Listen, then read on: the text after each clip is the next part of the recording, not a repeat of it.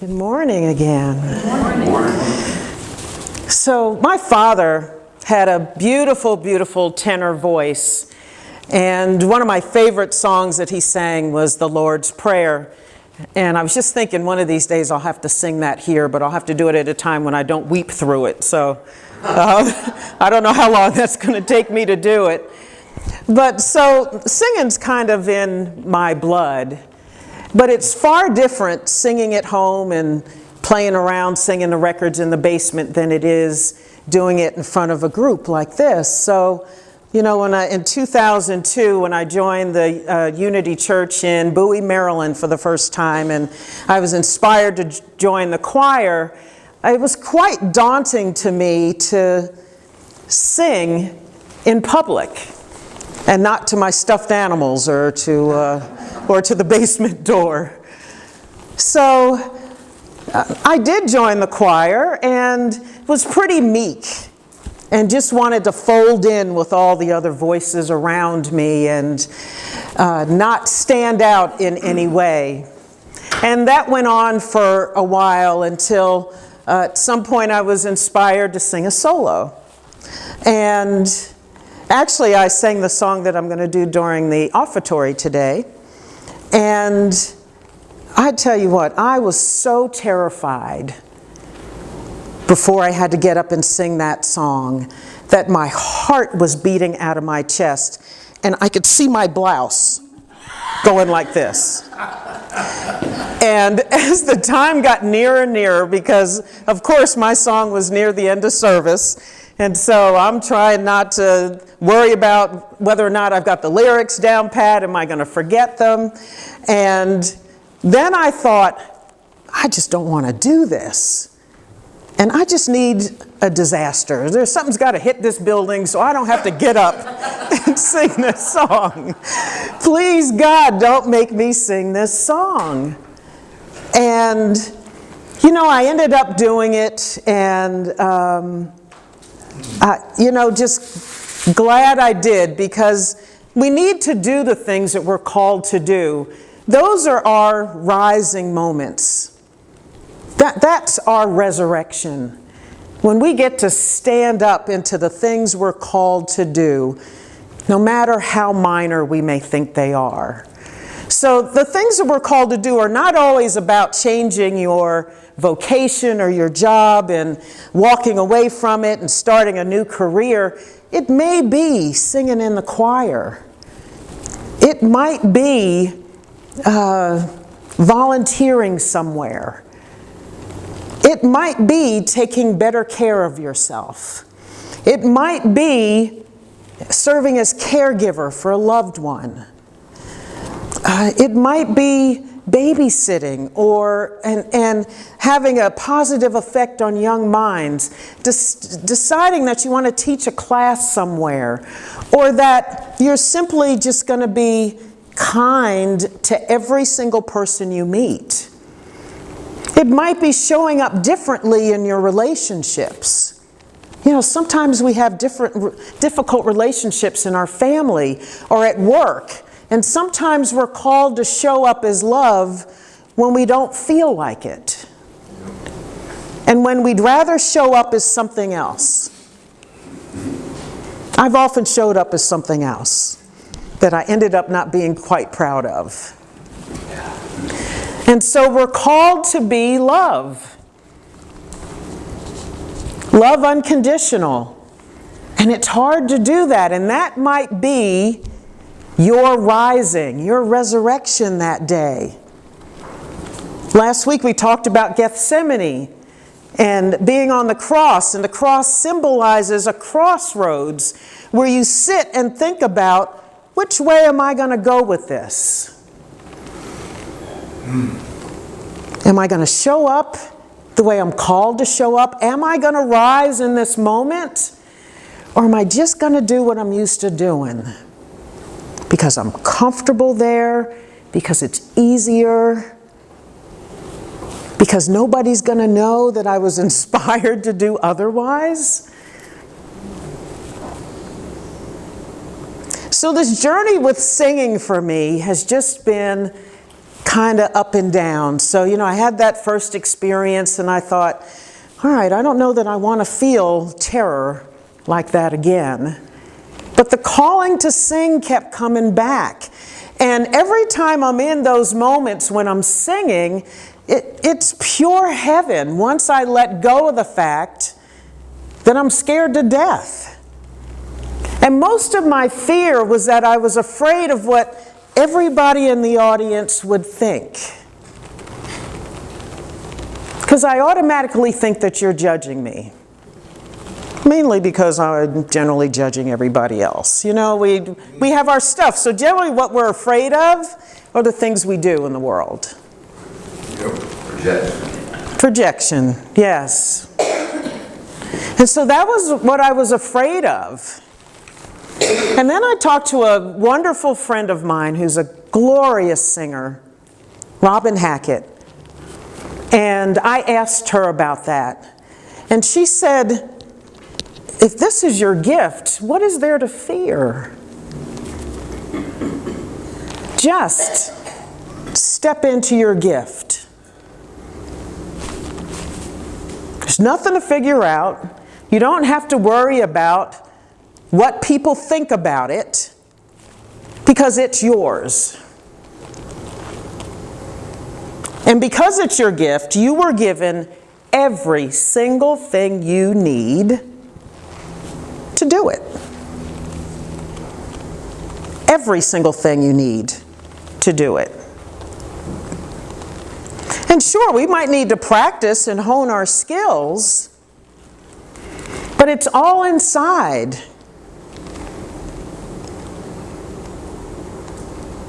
Right there, waiting for us to say yes. Remember us talking about being willing to be willing? And saying yes, you hear the call.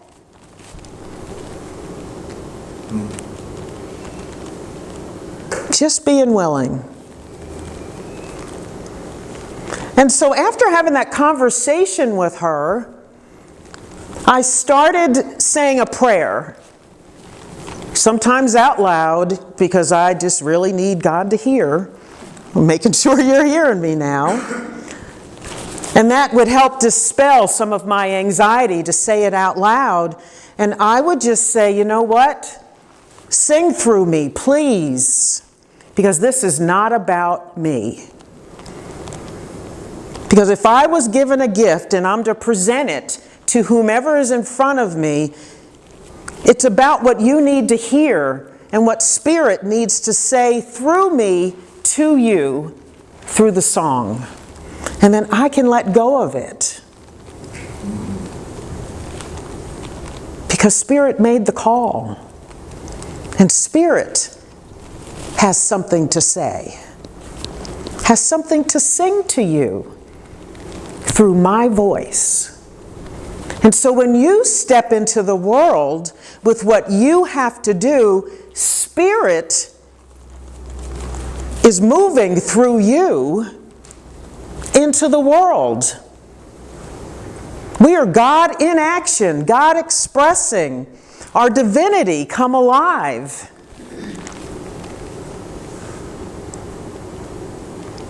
And so whatever we're holding on to, saying, I don't know if I should do this, but you keep hearing the voice. You keep feeling the nudge. It keeps coming up for you. Just go and rise. And Spirit has a way of lifting us up into that rising to whatever level it is that you need to be in order to make that happen.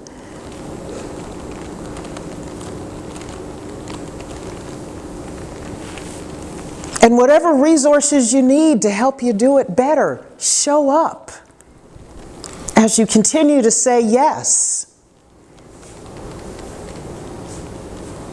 They all show up, whether it's teachers. A wonderful voice teacher showed up. And he just gracefully and masterfully got me more and more comfortable with being in front and singing. And now he and I sing together at different events, and it's just the greatest joy of my life. And at some point, I even served as music team director at Unity on Forest. And when that came up, I thought, oh my gosh. I was afraid to sing at some point. Now you want me to lead others in song. And I didn't have a music degree. And so I did that for about a year and a half.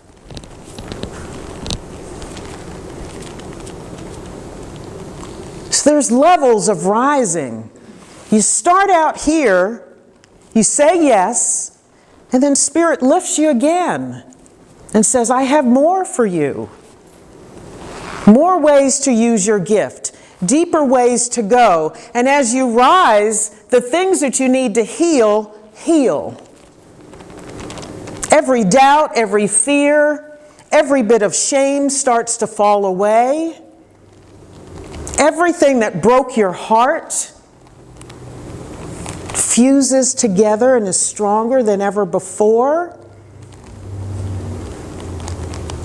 Some of you have heard me talk about that before. All of my brokenness from childhood has started to heal because I've said yes. Because in your gifts is every answer to everything you've needed. So it's not just for the world, it's for you too. As you say yes and rise and learn to fly. And it's Spirit that is the wind beneath those wings as you're buffeted up into the air. And now there are times when I hear myself sing and I think, who is that singing? And I know in those moments it's me and Spirit together, because I know that's not my voice by myself.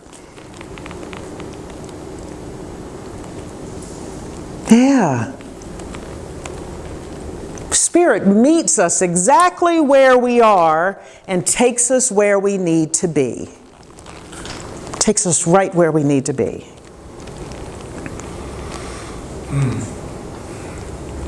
And all of this is just tied into our divinity, our innate divinity, the core of who we are. Spiritual beings, sons and daughters of God, who have inherited this greatness that we forget that we have.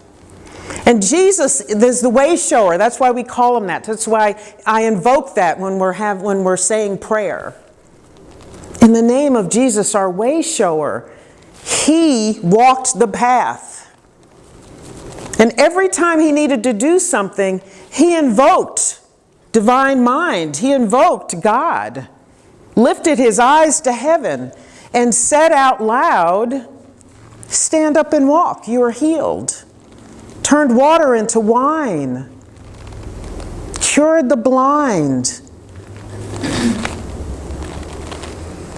There were loaves and fishes to feed the multitudes. He taught us how to pray. He showed us everything we need to do. And it's so simple, but we miss the point. Because what we concentrate on is our humanness and our brokenness, and not the divinity that's instilled in our cells and who we are. So I found in the Metaphysical Bible Dictionary, this is a great reference book, it's huge, but anytime you want to interpret something that's in the Bible, you can find the word or phrase here in this dictionary. So this was put together by Charles Fillmore, one of the Unity founders. And this is what he says about the Christ. Christ is the only begotten Son of God, or the one complete idea of perfect man in divine mind. He is the embodiment of all divine ideas, such as intelligence, life, love, substance, and strength. In the architect's mind, there may be one masterpiece, but that masterpiece is the sum of all the beautiful ideas that have come to his mind.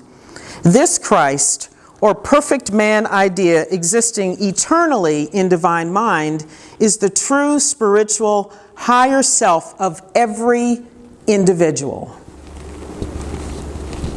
He's talking about each and every one of us right here. Each of us has within him the Christ, just as Jesus had, and we must look within to recognize and realize our sonship, our divine origin and birth, even as he did. We're no different. Amen. By continually unifying ourselves with the highest, by our thoughts and words, we too shall become sons of God manifest. The cosmic man, or grand man of the universe, often referred to by religious mystics, is the Christ, and the Christ is the higher self of man. Thus, a seemingly great mystery is reduced to simple numbers. We do not realize the nearness of this cosmic man because we have not found our real selves. Jesus Christ educated his followers to discern the real man. He taught that there is a power in man that gives him authority over the things of the world. This principle is the higher self, the spiritual man, the Christ. If we would succeed, we must bring forth the principle. It gives dominion and mastery. Dominion and mastery. Each of us can have dominion and mastery. Has dominion and mastery.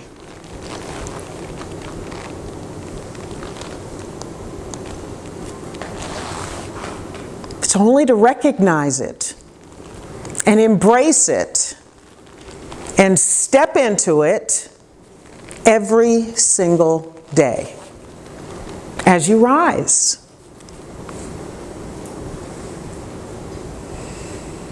Rise. Know who you are at your core, and it solves everything. If you did nothing else in your spiritual exploration other than to really know and embrace the fact that you are divinity in action, I don't know that you'd have to do anything else. Because if you got that, you've got everything. Everything else falls away. No need to fear or doubt. No need to worry that you don't have it all. You are it all. You don't have it. You don't go get it. You are it all by your divine inheritance. So we actually have already risen. But we don't invoke it. And I will rise on eagle's wings before my God, fall on my knees and rise. How does that happen? To fall on your knees and rise at the same time. Because when we give ourselves to divine mind and embrace it with both arms, we rise. So we get to have a resurrection whenever we want. As often as you want. Because in our humanness, when we fall, we can just rise again. I fall often during the week. Sometimes I fall soon after service on Sunday. Yeah, we're human. That's what happens. We miss the mark sometimes. But that doesn't change who you are.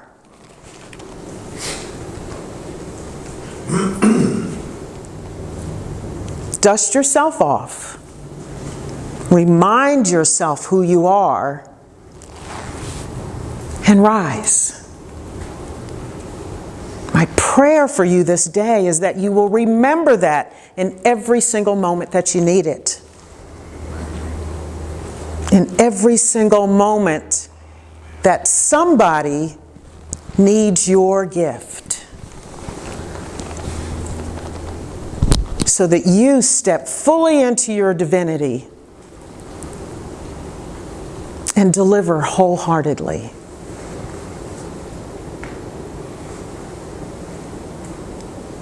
Happy Easter to you.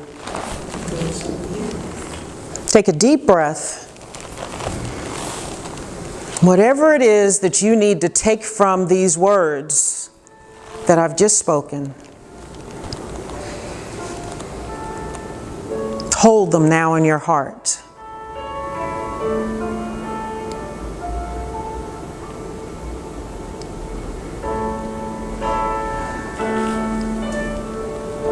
You are life and love. You are whole, perfect, and complete.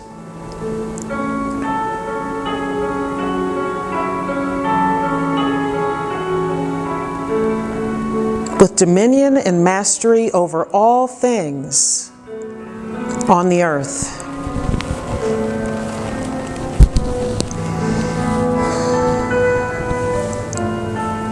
All doubt and fear is banished, for you have the power to renounce it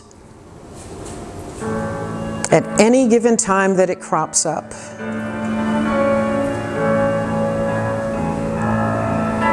Take another deep breath, breathing in the life of God, the breath of God that fuels every cell of your body. Knowing that you have everything within you to do everything that you are called to do.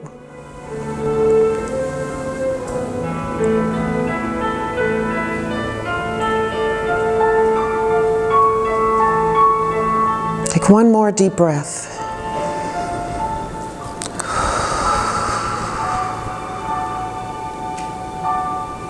Divinity, this is who you are. With very unique gifts to bring to the world.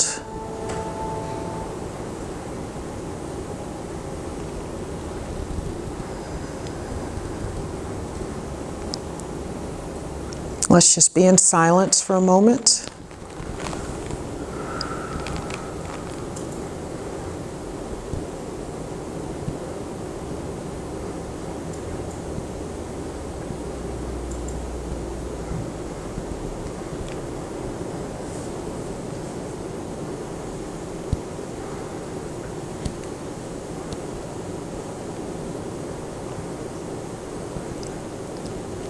Spirit, we thank you this morning for another day to live and express the gifts that we have been endowed with.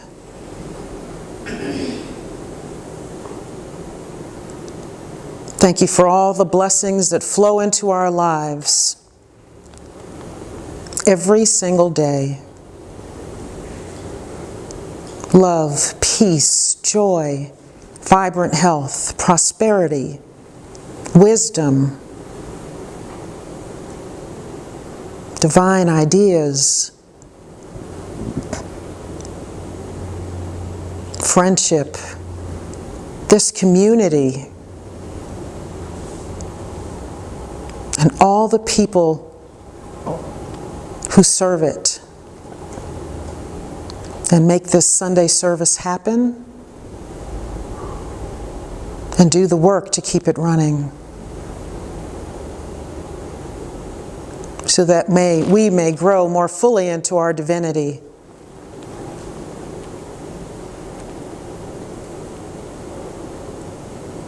And we offer this now in the name and in the nature of Jesus the Christ, our way shower. Amen. Amen.